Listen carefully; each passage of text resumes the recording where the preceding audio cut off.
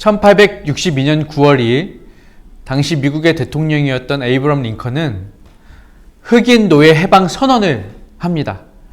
무슨 말이에요? 말 그대로죠.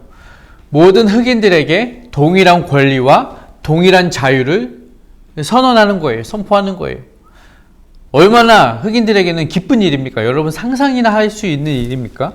그 전까지 그들은 마치 동물과 같은 대접, 그냥 물건과 같은 대접을 받아야 했습니다. 그런데 이제는 그들도 동등한 인격체로서 동등한 시민권자로서의 삶을 살 수 있게 된단 말이에요. 얼마나 행복하겠어요. 그리고 약속한 1963년 1월 1일이 되었습니다.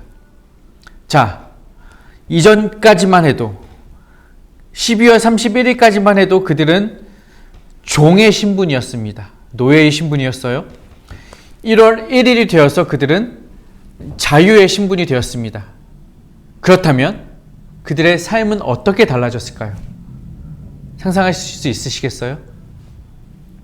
정말 재밌는 일은요, 여러분 1월 1일 그 흑인 노예들이 가장 먼저 어디에 가서 무엇을 했느냐?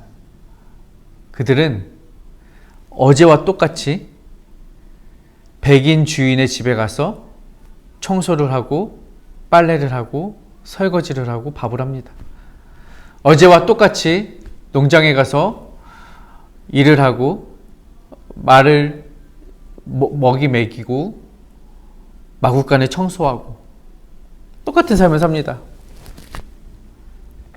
신분은 달라졌는데 그 신분에 합당한 삶을 살지를 못하는 거예요. 여러분, 이것이 우리 그리스도인들에게도 동일하게 발견됩니다. 우리의 신분은 달라졌습니다. 비잉이 달라졌어요. 비잉이 달라지면 도잉이 달라져야 되죠. 우리 그리스도인이 전에는 죄의 종이었지만 이제는 의의 종이 되었고 빛의 자녀가 되었으면 달라진 신분에 합당한 삶과 행동과 행위를 보여야 되죠. 그런데 문제는 그러한 삶을 살아내지 못하고 있는 거예요. 여전히 과거에 얽매여서, 여전히 죄에 얽매여서, 여전히 죄의 굴레에 둘러싸여서 이전의 죄의 습성을 버리지 못하는 것입니다. 여러분, 이처럼 자유인이 된다는 것과 자유인으로 사는 것은 이러한 간격과 단차가 있는 것 같습니다. 오늘 본문을 통하여서 우리는 깨닫게 되는 거예요. 우리는 이전의 신분을 벗어버리고 그리스도와 연합한 자다. 그리스도의 장성한 분량에까지 충만히 자라가기 위하여서 날마다 달라지고 변화된 삶을 살아야 하는 빛의 자녀들이라는 사실을 오늘 본문을 통해서 깨닫게 됩니다. 그와 연합한 삶, 그리스도를 닮아가는 삶, 그리스도의 자녀된 삶, 그리스도와 동역된 삶은 어떻게 살 수 있느냐? 그 첫 번째가 바로 죽음이에요. 오늘 성경 본문 6절을 보면 이렇게 기록이 되어 있습니다. 우리가 알거니와 우리의 옛사람이 예수와 함께 십자가에 못 박힌 것은 죄의 몸이 죽어 다시는 우리가 죄에게 종노릇하지 아니하려 함이니. 바울은요, 우리가 다시는 죄의 종노릇하지 않을 수 있는 방법으로 무엇을 말해요? 죄의 몸이 죽어. 죄의 몸이 죽어야 합니다. 죄에 대하여 죽어야 합니다. 우리 육신은 늘 죄를 향해 가고 있습니다. 앞서도 말씀드렸지만 우리는 신분의 변화에 걸맞은 삶을 살아내지를 못해요. 제가 그래요, 제가. 누구 욕할 것도 없고 남 탓할 것도 없고 여러분 자신 한번 냉정하게 들여다보자고요. 그리스도인이라고 하지만 그 그리스도인다운 삶의 모습을 열매를 맺고 살고 계시느냐 이 말입니다. 못해요. 못하잖아요, 여러분. 저만 못해요? 여러분 다 못하잖아요. 제가 정죄하는 거에 아니잖아요. 우리 모습이 그렇다는 거예요. 다 똑같은 연약한 자라는 것이죠. 그러므로 우리가 가장 먼저 해야 할 것은 이 죄에 대한 죽음이라는 거예요. 죄를 죽여야 한다는 거예요.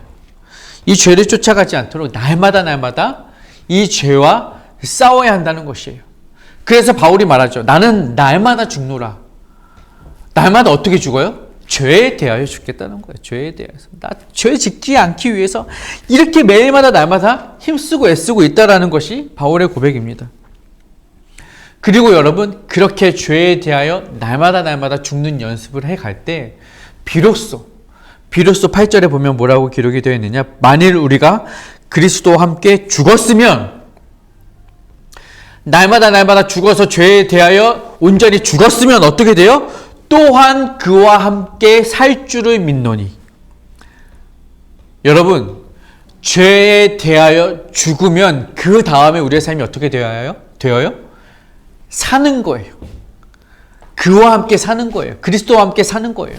그래서 갈라디아서 2장 20절에 내가 그리스도와 함께 십자가에 못 박혔나니, 내가 그리스도와 함께 십자가에 못 박혀 죽는 거예요. 죄에 대해 죽는 것이에요. 그럼 어떻게 돼요? 그런즉 이제는 내가 사는 것이 아니요 내 안에 그리스도께서 사시는 것이라. 내가 죄에 대하여 십자가에 못 박혀 죽으면 내 안에 그리스도께서 사시는 것이에요. 죽어야 사는 거예요. 그것이 바로 그리스도와의 연합이라는 사실입니다. 여러분, 우리가 이처럼 날마다 죄에 대하여 죽는 것, 그것이 바로 다시 사는 길임을 믿으시기를 바랍니다. 예수님이 그러한 삶을 사셨어요. 예수님이 십자가에 죽으셨습니다. 그러나 죽음으로 그치지 아니하시고 3일 만에 사망 권세에 이기시고 다시 사심으로 말미암아 부활의 영광과 생명을 누리게 되신 거예요. 십자가의 고난과 죽음이 있으셨기에 부활의 영광과 생명도 주어지는 것입니다. 고로 저와 여러분, 그리스도의 그 영광에 참여하기 위해서 먼저 선행되어야 할 것은 죄에 대하여 우리 자신을 십자가에 못 박는 것. 그 훈련이 필요하다는 거예요. 여러분, 우리의 욕심이 있습니다. 내 자아가 있고 내 의지가 있고 내 방법이 있고 내 목표가 있고 내 계획이 있고 내 생각이 있고 내 것들이 너무 많아요. 내 삶에 내가 주인이죠. 성경은 뭐라고 말해요? 바울은 뭐라고 말해요? 그거 죽이라는 거예요. 내가 나의 삶의 주인이 되는 것, 그것이 죄다. 그걸 죽여라. 죄의 종에게 결과는 죽음이지만 의의 종에게, 하나님의 자녀에게 결과는 부활과 생명이 선물로 주어지는 줄을 믿으시기를 바랍니다. 그러므로 우리가 그리스도 안에서 참 생명을 누리고 새 사람을 입어서 부활의 기쁨과 영광을 누리기 위해서는 먼저 나와의 싸움, 나 자신과의 싸움, 내 안에 있는 죄의 습성을 뿌리 뽑는 것이 선행되어야 한다는 사실입니다. 그런데 여러분, 문제는 그게 쉽지 않다는 거예요. 앞서도 말씀드렸다시피 날마다 싸워도 이게 잘 안 되잖아요. 저도 제 안에 이 습관이 있어요. 안 돼. 아무리 애를 써도 안 뽑히고 안 고쳐져요. 여러분도 그런 거 있으시잖아요. 바울도 그랬어요. 로마서 7장 25절에 보면 그런즉 내 자신이 마음으로는 하나님의 법을 섬기지만 육신으로는 죄의 법을 섬기노라. 마음은 어때요? 하나님을 따라가고 싶어요. 그런데 육신은 여전히 죄의 법을 섬기고 있는 것입니다. 이것이 앞서 말했던 흑인 노예들의 모습이죠. 신분의 변화는 겪었지만 삶의 변화는 누리지 못하는 거예요. being, 존재는 달라졌지만 doing, 우리의 행위와 삶과 실천적인 면에서는 여전히 변하지 않는 과거에 매어진 삶을 사는 것입니다. 여러분, 어떻게 해야 합니까? 어떻게 하면 십자가에 내 자신을, 죄의 육신을 박아버리고 부활의 영광과 기쁨을 누릴 수 있게 될까요? 오늘 본문 속에서 바울은 세 가지를 이야기합니다. 첫 번째는 알라. 무엇을 알으냐? 여러분, 이 본문의 1절은요 질문으로 시작을 해요. 어쩌면 유대인들의 질문에 대한 대답일 것인데, 유대인들은 이런 질문이 있었어요. 바울 선생님, 어떻게 도대체 당신이 선포하는 복음은 오직 은혜로 구원을 받고 우리가 할 수 있는 것이 아무것도 없고 그저 하나님의 은혜로 우리는 구원받는다는 것인데 정말로 단지 믿기만 하면 된다는 것인가요? 이게 말이나 되는 것인가요? 우리가 하는 선한 일, 선한 행위 아무것도 의미가 없고 오히려 죄인을 구하러 오신 하나님의 은혜라면 그럼 우리는 그냥 죄 안에 거해도 된다는 말인가요? 그냥 죄에 우리가 노출되어 있으면 하나님께서 더 큰 은혜로 우리가 죄가 더욱 깊어질수록 더 크신 은혜로 우리를 구원해 주신다는 말인가요? 이렇게 오해할 수 있는 거예요. 그래서 바울은 대답하는 것이 아니다. 너희들이 아는 것이 잘못됐다. 이 질문은 그 유대인들의 무지에서 나왔기 때문에 이 무지를 깨트려 주려고 바로 알아라 라는 거예요. 그래서 6절에서 또 바울은 알거니와 아는 것을 강조해요. 무엇을 알아요? 죄에 대하여 죽은 자임을 알아라. 우리의 신분이 달라졌다는 것을 알아라. 이것을 모른다는 거예요. 우리의 신분이 이전과 달라졌다는 사실을 아는 것이 출발이라는 거죠. 우리가 더 이상 죄의 종이 아니라는 것을 아는 것에서 출발한다는 거예요. 우리가 이것을 모르기 때문에 여전히 죄에 머물러 있는 것이죠. 이 죄의 종에서 해방되었다는 사실을 모르기 때문에 여전히 죄의 종로를 타는 것이죠. 사단이 꼬드기면 그냥 가고 오라고 하면 그냥 가고 자꾸 넘어지고 무너지는 게 우리가 우리 신분을 바르게 자각하지 못했어요. 여러분 우리가요 신분의 변화를 겪기는 쉽지 않아요. 그런데 저는 개인적으로 어느 순간 신분의 변화를 겪었냐면 22살 때 군대 제대하고 군대 갈 때와 군대 있을 때와 군대 제대하고 저의 신분은 완전히 달라지는 것이죠. 군인의 신분에서 민간인의 신분으로 달라지는 것인데 군인으로 처음 들어가서는 여러분 군대 갔다 오신 분은 알 거예요. 예등병은요 내 맘대로 할 수 있는 게 아무것도 없어요. 화장실도 혼자 맘대로 못 가요. 손 들고 27번 훈련병 화장실 가도 되겠습니까? 이래야 가요. 그것도 혼자 가요? 옆에 친구 같이 가야 돼요. 전우죠. 밥도 내 맘대로 못 먹고요. 잠도 내 맘대로 못 자요. 잘하면 자야 돼요. 까라면 까야 되고. 이게 군인이에요. 군인은 명령에 절대 복종합니다. 저는 병사였으니까 간부들의 말을 들어야 했고 간부들 중에서도 뭐 대대장님, 우리 대대에서는 대대장님 최고니까 사단장 이런 별 달린 사람들은 저에게는 정말 하늘 같은 사람이죠. 감히 쳐다보지도 못하잖아요. 그런데 여러분 제가 전역을 하고 전역 신고를 하고 부대를 나서는 순간 저의 신분은 달라집니다. 민간인이 되는 거예요. 그러면 그 전날까지 저에게 명령하고 저의 자유를 통제했던 그런 군인 간부들이나 장교들이 사단장이 저에게 어떤 의미가 있을까요? 하등의 의미가 없습니다. 그들은 그냥 지나가면 아저씨예요. 지금도 우리 양주 지역 보면은 군인 차들 많잖아요. 간부들 참 많고 별 달린 차들도 지나가는데 그게 저에게 무슨 의미가 있겠냐고요. 하이 헬로 안녕 아저씨 하면 끝이죠. 그분이 그냥 지나가다가 너 왜 나한테 격리 안 해? 이리 와봐 한다고 제가 가서 어이구 죄송합니다 충성해야겠습니까? 아니잖아요. 저는 민간인이 더 이상 군인의 명령에 복종할 필요가 없는 것입니다. 제 신분이 달라졌다는 것을 저는 알거든요. 여러분 이것을 아는 것이 중요해요. 나는 더 이상 죄의 종이 아니다.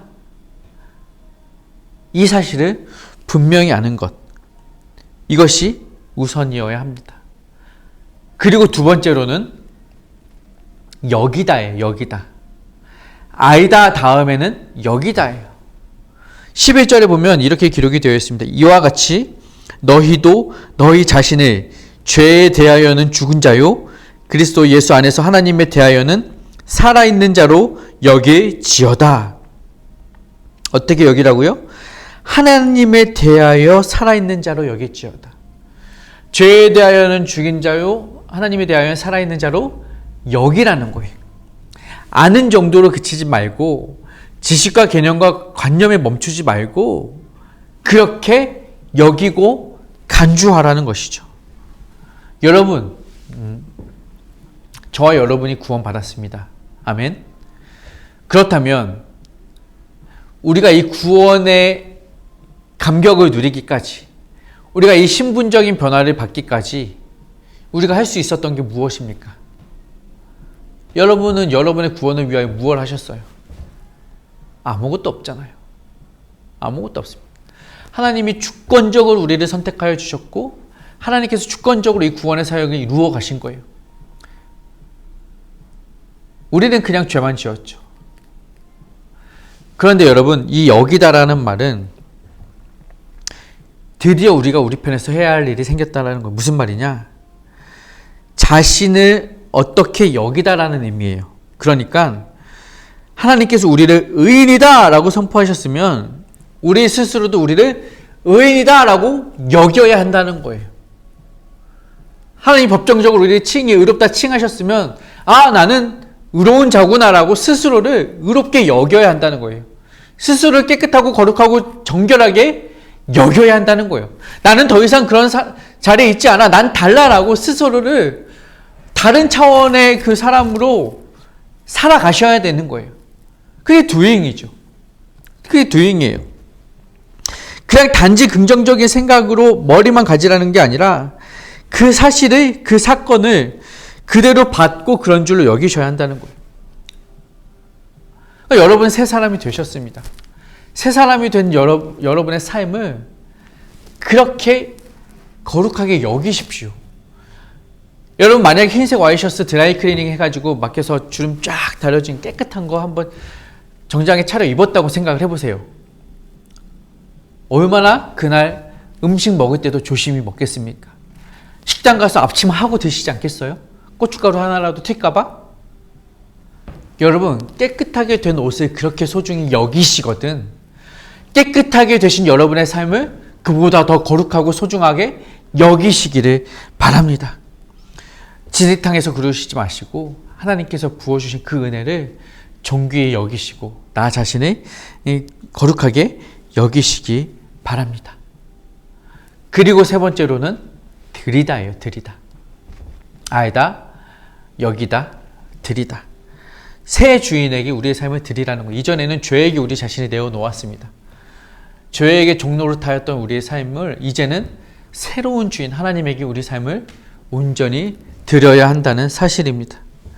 오늘 본문에서도 13절에 이렇게 기록을 하고 있어요. 또한 너희 지체를 불의의 무기로 죄에게 내주지 말고 오직 너희 자신을 죽은 자 가운데서 다시 살아난 자 같이 하나님께 드리며 너희 지체를 의의 무기로 하나님께 드리라는 거예요. 특히 우리를 의의 무기로 드리라는 거죠. 우리는요 하나님께 쓰임받은 하나님의 손에 들려진 의의 무기입니다. 여러분 무기는요 잘 준비되어야 해요. 평소에 잘 갈고 닦고 연단되어 있어야 그 무기가 전장에서 실전에서 유용하게 사용되는 것입니다. 저와 여러분이 하나님 앞에 그렇게 준비되어 드리기를 바랍니다. 그냥 아무렇게나 쓰임받는 그냥 고철덩어리가 아니라 치열한 영적 전장에서 하나님이 내놓아 쓰이시기 합당한 귀한 의의 무기로 여러분 자신을 드리기를 바랍니다. 단단하고 날카롭고 견고하게 준비된 의의 무기가 되시기를 바랍니다. 그러므로 여러분의 삶을 단단하고 견고하게 연단시키십시오. 준비하십시오. 그것이 지성이든 인성이든 체력이든 육신이든 시간이든 달란트든 뭐든 여러분이 가진 모든 것을 가지고 하나님이 쓰실 수 있게끔 여러분의 삶을 드리는 거예요. 혹자들은 말해요. 목사님 저는 가진 게 없어요. 할 수 있는 게 없어요. 부족해요. 저는 몸도 약하고요. 경제적인 상황도 안 좋고요. 너무 시간도 바쁘고요. 알아야 압니다. 여러분 바쁘신 거 알고요.